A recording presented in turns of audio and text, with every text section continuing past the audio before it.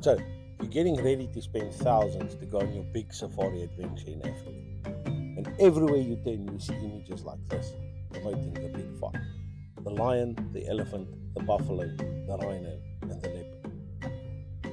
But have we ever stopped and thought how the promotion of the big five, which has got nothing to do with conservation, is impacting conservation of other species? In this video, we're going to dive into that and show you how two species are severely negatively impacted by the big five promotion.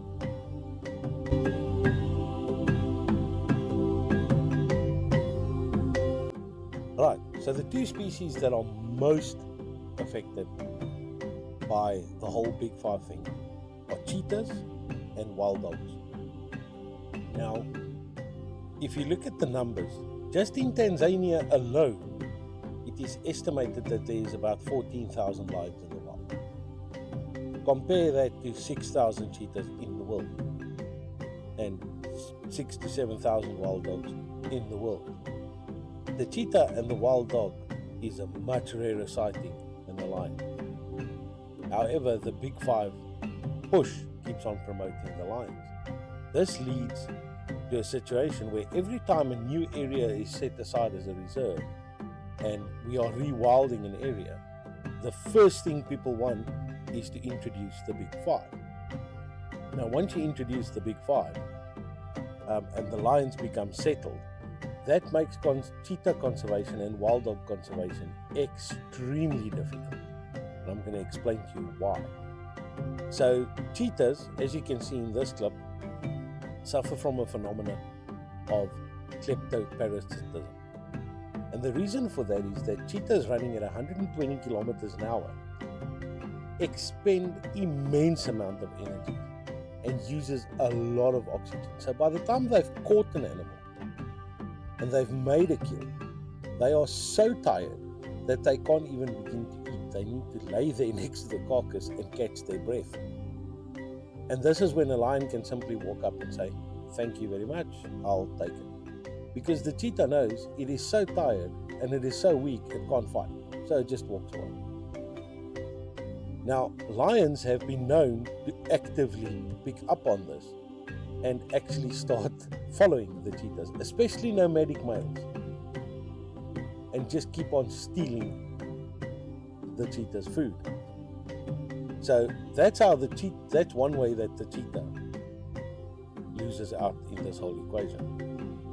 The wild dog suffers from something else that we call intraguild predation or interspecies competition, where wild dogs are more successful hunters than lions, and the lions see them as competition for food.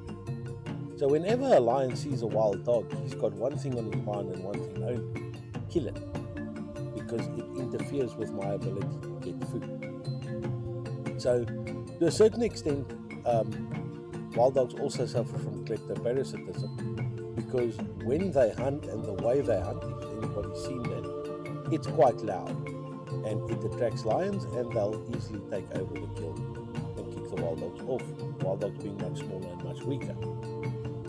Besides that, we've got a phenomenon called spatial exclusion.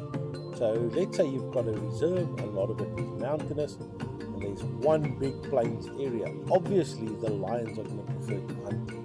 It is easier hunting ground. When the lions are there, it excludes the cheetahs and the wild dogs from hunting them. Now, all of these impacts on cheetahs and wild dogs leads to a reduction in reproductive success for these animals, for the cheetahs and the wild dogs, because they can't get as much food, so they're not as successful as raising young. And then we also have the problem that introductions are not always successful.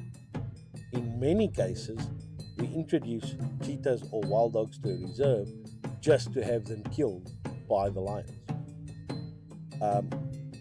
So that's just two species to explain how the marketing drive of the big five, which by the way has got nothing to do with conservation, it's a hunting term, has got a very negative effect on conservation of certain species. the next time you dream of your African safari, hopefully you'll be a bit wiser and you won't fall for all the marketing hype that the big five is the end all and be all of a safari. Get you on the next one, folks.